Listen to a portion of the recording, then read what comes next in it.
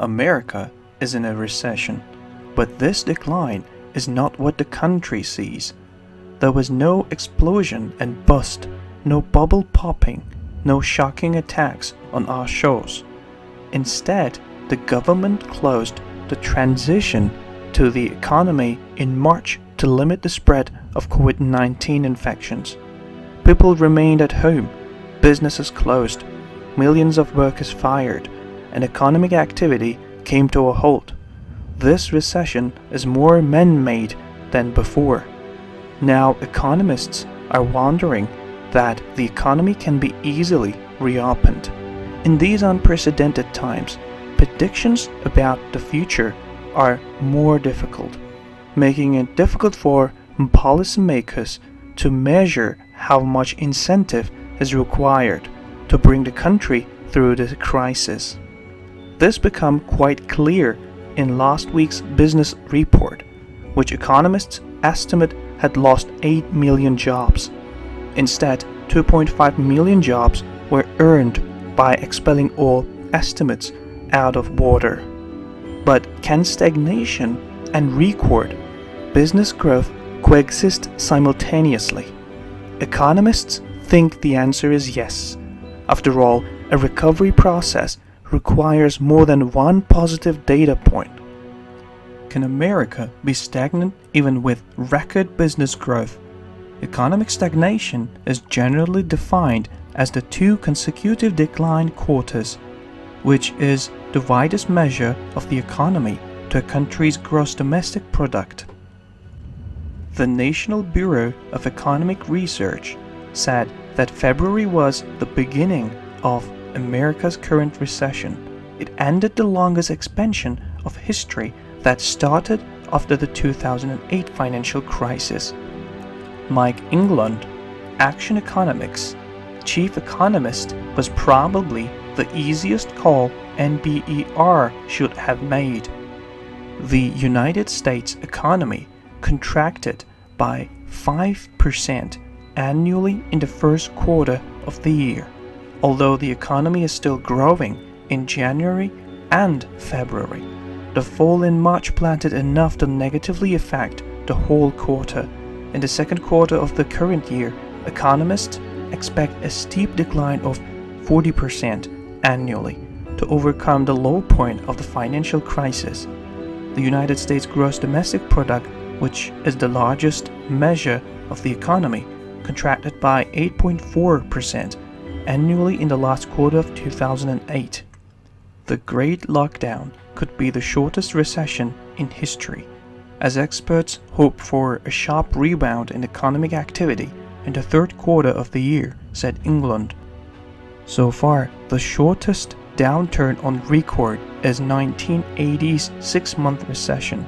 The recession itself was not last long, because the through will be quick, but the scars, the lingering effect from this will be long-lasting, said Gregory Dacko, chief United States economist at Oxford Economics. If we can close the economy, can we just reopen it? How long the path to recovery can be is now the biggest question about the minds of policymakers, central bankers, and economists. The labor market is expected to continue to recover in the coming months. However, when the starting point is the worst job loss in history, it's easy to record the best job gains ever, Dacko warns. If you recoup 1 job for every 10 you lost, you're still 9 in the hole, he said. 2.5 million new jobs in May came to the heels of the revised 20.7 million jobs that disappeared in April. Even worse, the apparent recovery in economic data may move away from the remaining pain in the economy and cause the government to be more or less delayed this summer. Dacko said this will slow recovery even further. At the beginning of the coronavirus crisis, many predicted a V-shaped improvement. This was characterized by a sharp fall and then a sharp rebound. The longer the lock-up took, the better the prognosis for recovery. Predictions were between a long-term recession before a U-shaped steep recovery, a W-shape defined by a second regression following a short recovery, return to L-shape for recovery after collapse.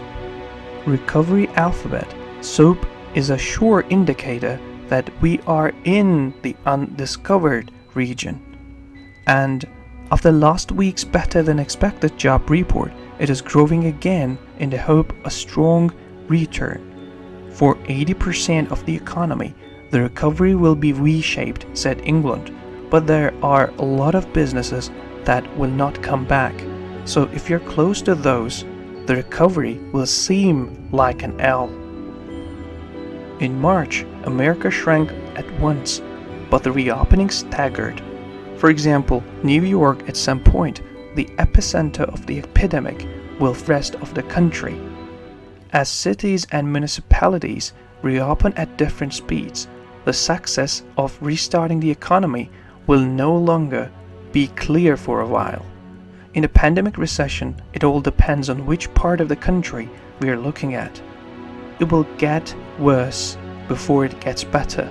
Goldman Sachs economists, perhaps June will be the worst of the labor market crisis before the unemployment rate drops rapidly in the second half of the year.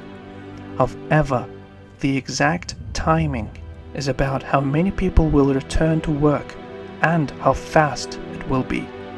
Weekly unemployment applications point in the same direction. For the first time, unemployment applications fell for 10 consecutive weeks after reaching 6.9 million, which was revised in late March.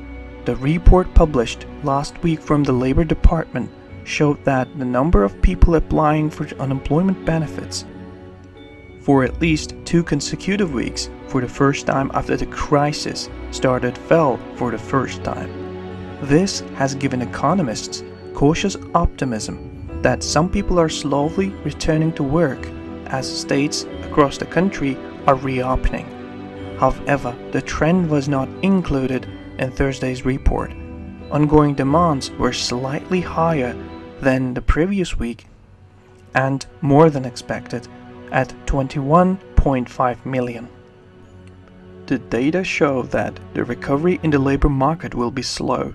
On Wednesday, the ADP National Employment Report showed less than 2.8 million private sector jobs lost in May than expected by 9 million economists. Although ADP and BLS reports are not directly linked, better data than predicted have created more optimism that the worst may be behind us. Still, more than for American workers, about 43 million people in total applied for unemployment benefit for the first time during this crisis, and 1.8 million new claims this week were still about 10 times higher than the pandemic. Good news for the second quarter. This may not be a bad thing. While the first quarter was a little worse than we thought, the decline may have been smaller in the second quarter because more investors' adjustments have already happened, Capital Economics senior United States economist Michael Pierce said. Orders for durable goods in April support this thesis. Orders fell 17.2% last month, according to the Census Bureau.